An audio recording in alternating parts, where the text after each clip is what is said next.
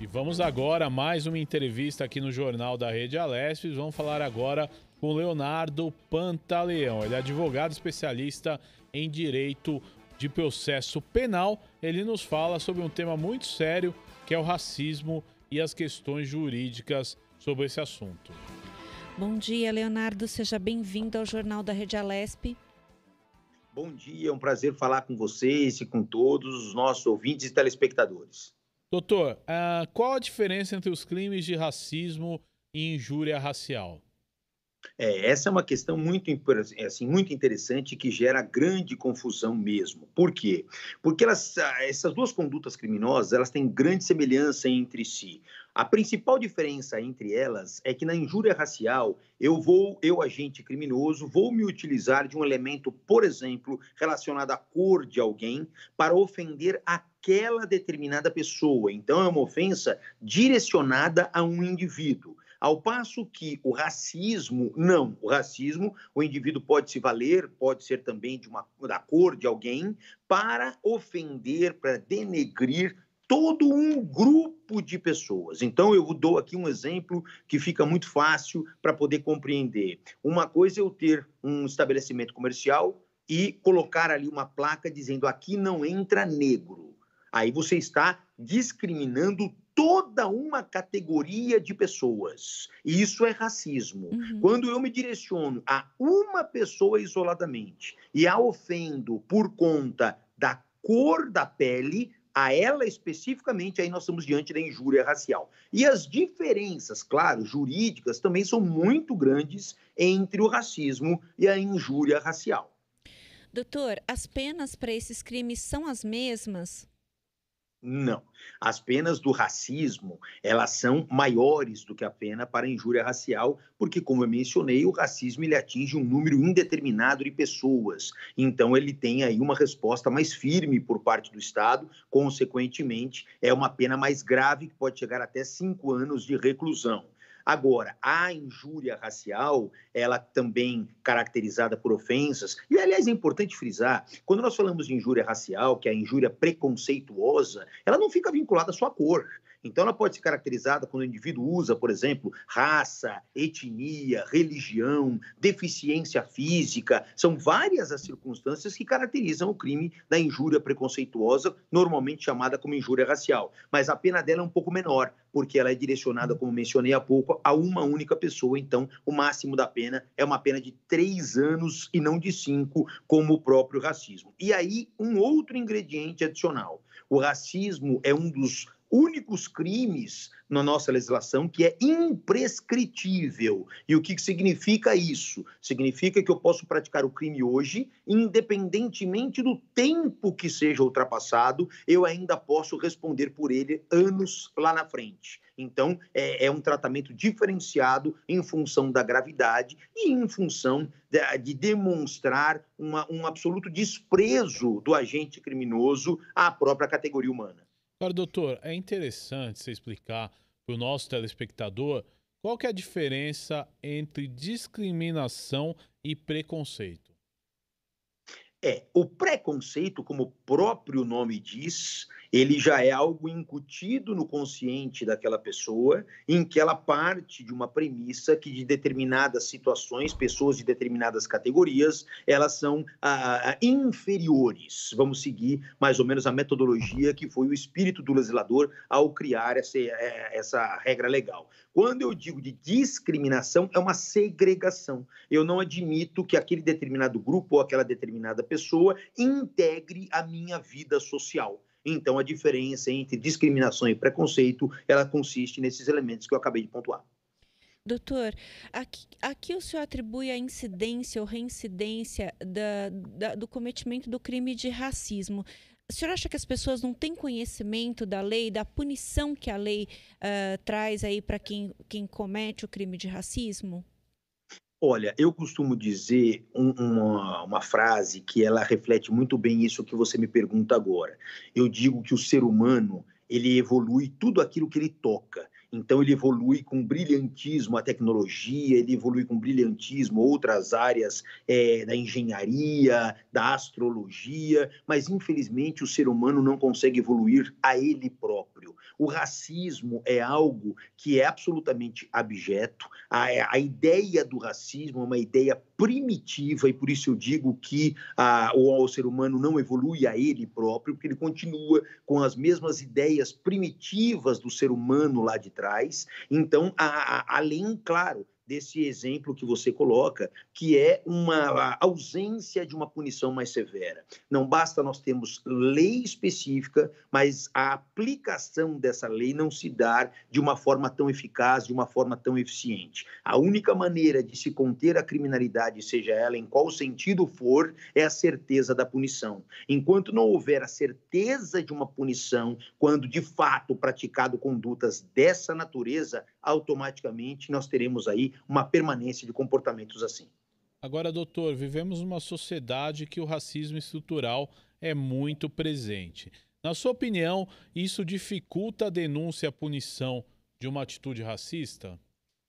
Olha, o racismo estrutural, ele realmente existe, é algo lamentável, de fato, mas não só isso. O que muitas vezes as pessoas não podem permitir é as próprias vítimas entenderem isso como algo aceitável, algo normal, ou algo que, infelizmente, faz parte da sociedade. Não, eles não podem. Essas denúncias têm que ser cada vez mais apresentadas às autoridades públicas, essas situações devem ser cada vez mais divulgadas, os direitos das pessoas, que são absolutamente idênticas entre si, não só juridicamente, mas no aspecto humano também, tem que ser cada vez mais disseminado. Então, realmente, essa oportunidade que vocês dão, lançando esse tema a debate, a reflexão, é algo que deve ser corriqueiro, para que as pessoas entendam os riscos que correm, se eventualmente não o fazem por uma questão de humanismo, que deixe de fazer essas condutas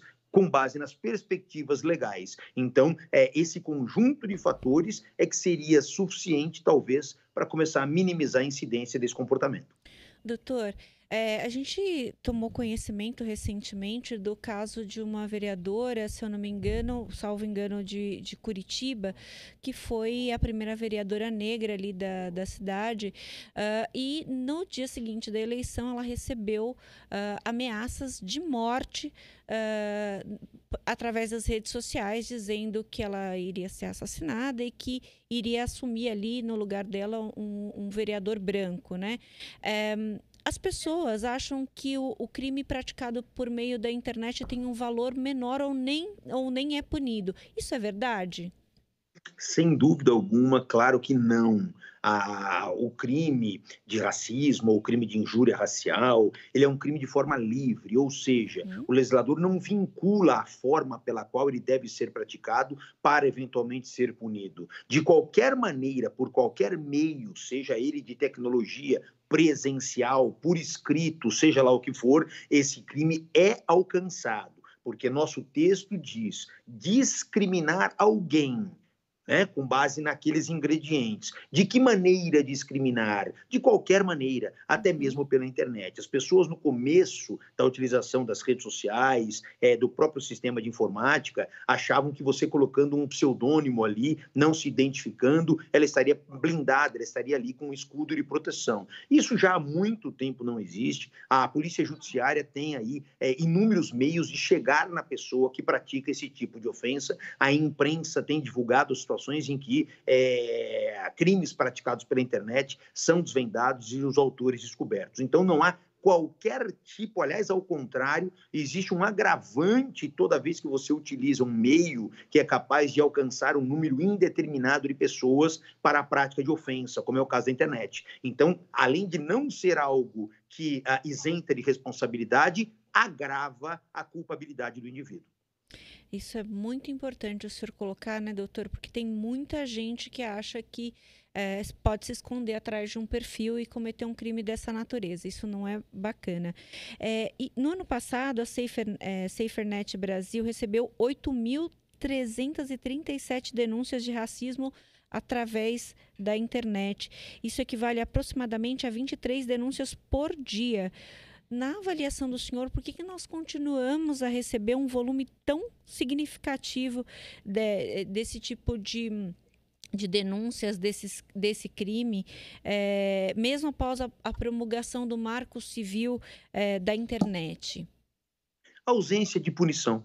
A ausência de punição, ela explica exatamente o porquê que as pessoas, mesmo com a existência de uma lei, elas acabam insistindo no cometimento de determinada conduta. A partir do momento em que o indivíduo tiver a certeza de que ele será punido ao desenvolver aquele comportamento, certamente haverá uma regressão nesses números alarmantes que você acaba de divulgar aqui. Agora, doutor, temos outras formas, né, que no nosso país são bastante persistentes de discriminação também, por exemplo, religiosa, ou então quanto à sexualidade. Você acha que falta uma lei que realmente puna de forma efetiva esses crimes? Olha, a lei existe, até em relação à homossexualidade, né, que você menciona, recentemente o Supremo Tribunal Federal, interpretando esse tema, colocou a homofobia como sendo uma espécie de racismo previsto na lei específica que trata do delito de racismo. Então, existe a legislação. O que precisa, de fato, ocorrer é a aplicação incisiva, direta desses princípios legais, dessas normas legais. Dizer que no Brasil não existe legislação para combater esse tipo de conduta seria uma inverdade. Existe com pena privativa de liberdade. Agora, o que faz que um indivíduo, mesmo diante da existência de legislação própria, com penas rigorosas, continue praticando isso, é o fato de que simplesmente ele está fazendo isso e não está sofrendo a represália do Estado. Então, esse é o grande problema que nós enfrentamos. A partir do momento que o Estado se posicionar de maneira incisiva, firme, para combater e aplicar a legislação em cima desses comportamentos, eu tenho a convicção de que esses números reduzem. Doutor, a gente vê que essa é uma agenda cada dia mais constante, né? De debatermos o racismo, de combatermos o racismo. A gente teve nos Estados Unidos uma série de manifestações contrárias e isso abriu uma discussão no mundo inteiro. Claro que de uns tempos para cá isso tem sido mais constante. Mas o racismo ele existe ao longo da história há muito tempo. E como a gente demorou até certo ponto de discutir, muitas pessoas não conseguem identificar o racismo, que estão sofrendo, que sofreram racismo de alguma forma. O senhor acha que isso é um fator que coloca... A gente tem um volume grande de denúncias, mas coloca esse volume ainda menor do que o de fato é a realidade? Sem dúvida, sem dúvida. É a desinformação da população. A população ela precisa ser, através de campanhas publicitárias, reiteradamente informada a respeito do que caracteriza esse tipo de conduta, quando esse tipo de crime pode surgir. Você tem, por exemplo, pessoas que são preteridas numa seleção profissional de uma determinada empresa por conta da cor da pele. Isso é uma outra previsão da lei de racismo. Questões de estabelecimentos comerciais, nós temos questões também de restaurantes, enfim, a lei é uma lei bastante ampla que prevê inúmeras situações. Agora, diante da desinformação, imaginando a dimensão do continente brasileiro, nós pensando em áreas menos assim instruídas pela própria imprensa ou pela própria estrutura do Estado ou do local onde mora, certamente acabam sendo vítimas de condutas assim, sequer tendo a efetiva noção de que ali estão sendo vítimas de crime. Então, esses números poderiam ser, e são, na verdade, muito maiores do que esses que são detectados. Doutor, uma pessoa está em casa e, nesse momento, identificou que ela é vítima de racismo. Onde ela pode denunciar essa prática essa prática desse crime que estão cometendo contra ela? Só para fazer um parênteses, aqui na Assembleia Legislativa a gente tem o SOS Racismo que recebe denúncias, mas eu queria saber em outras localidades onde as pessoas podem procurar socorro, né? A qualquer autoridade pública, a pessoa pode procurar uma delegacia de polícia, ela pode eventualmente acionar a polícia militar do local, do estado onde ela mora, ela pode procurar o Ministério Público ou até mesmo o Poder Judiciário. Qualquer autoridade pública está apta a receber esse tipo de notícia-crime, quando a vítima chega e narra que ela foi vítima de determinado comportamento que é hipoteticamente tido como criminoso. Dependendo do local onde ela for, os desdobramentos vão se dar da maneira correta e automaticamente se instaura uma apuração, uma investigação, um inquérito policial para que seja demonstrado, claro, respeitando o direito de defesa, de que aquela pessoa acusada de fato praticou aquele comportamento. Então, qualquer autoridade pública pode ser cientificada a respeito dessa conduta e aí ela dará os desdobramentos seguintes. Doutor Leonardo Pantaleão, eu quero agradecer a sua participação no Jornal da Rede Alesp de hoje. Até uma próxima oportunidade aí, da gente falar um pouquinho mais aí sobre o direito penal e sobre as leis. Muito obrigado. Assunto importantíssimo. Eu que agradeço o convite e até uma próxima oportunidade.